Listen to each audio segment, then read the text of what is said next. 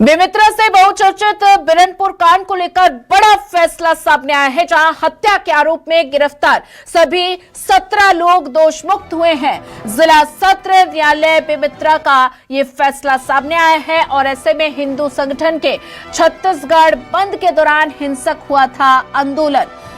तो प्रदर्शन के बाद पिता बेटे का खेत में शव मिला था। और ये भी बता दें कि बिरनपुर में बीजेपी विधायक ईश्वर साहू के बेटे भुवनेश्वर साहू की हत्या हुई थी।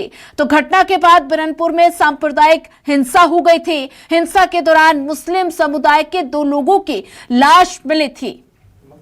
हत्या के आरोप में गिरफ्तार सभी 17 लोग दोष मुक्त हुए हैं।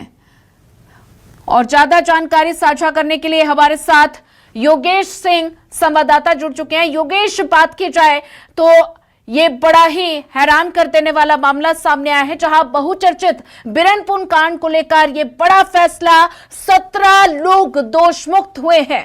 क्या अपडेट?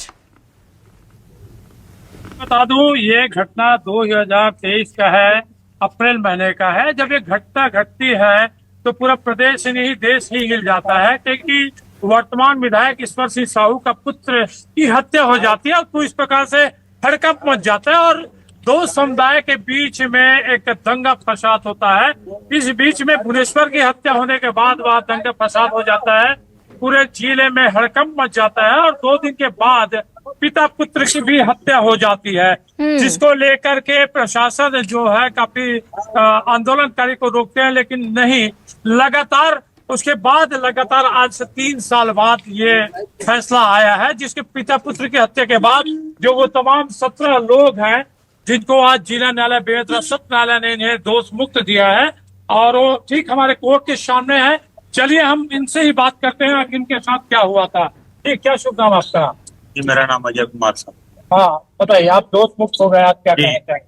हम दोषी नहीं थे। जी। हमें न्यायालय की व्यवस्था और न्यायालय के जो निर्णय था उसमें भरोसा था कि हम दोषी नहीं है तो हमको दोष मुक्त दिया जाएगा।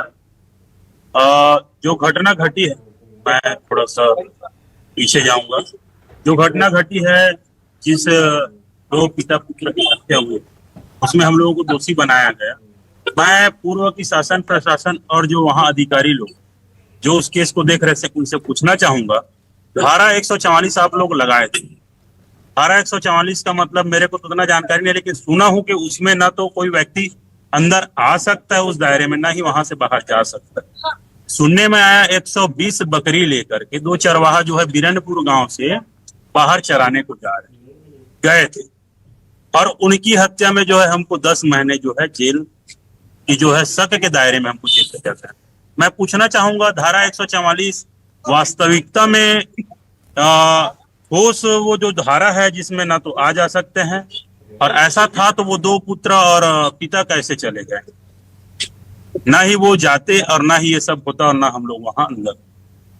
मैं सरासर सरकार को ही दोष देना चाहूंगा, क्योंकि उसमें राजनीति गुटबाजी ही किए हैं। वो 2 पिता पुत्र की हत्या वही लोग कराए हैं और वही लोग ही हम लोगों को साजिश के तहत फंसाए हैं और हम लोगों को 10 महीने जेल बताए।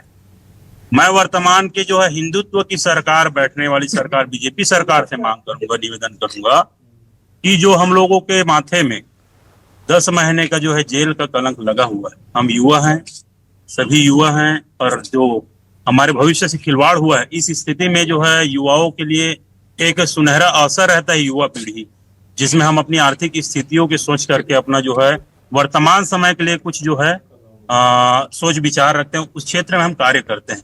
उस क्षेत्र में हमको 10 महीने जेल का जो है दरवाजे में अपना जो है सजा भुगतना। आज न्यायालय की जो है हमको न्याय मिला, न्यायालय से हमको दोष मुक्त किया गया, उससे हम बहुत बहुत आभारी है न्यायालय का। सरकार से हम मांग करते हैं कि जो हमारे भविष्य से खिलवाड़ हुआ है उसके लिए हमको सरकारी नौकरी दिया जाए, तभी हमारे माथे में जो कलंक लगा है वो हमारे माथे से मिटे।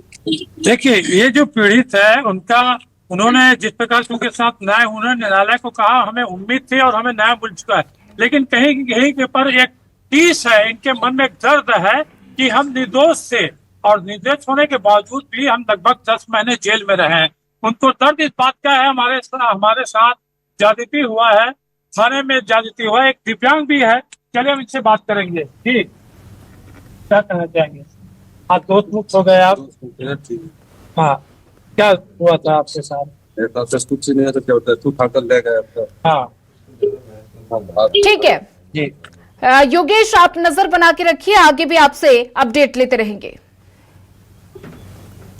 हत्या के आरोप में सभी 17 लोग दोषमुक्त हुए हैं।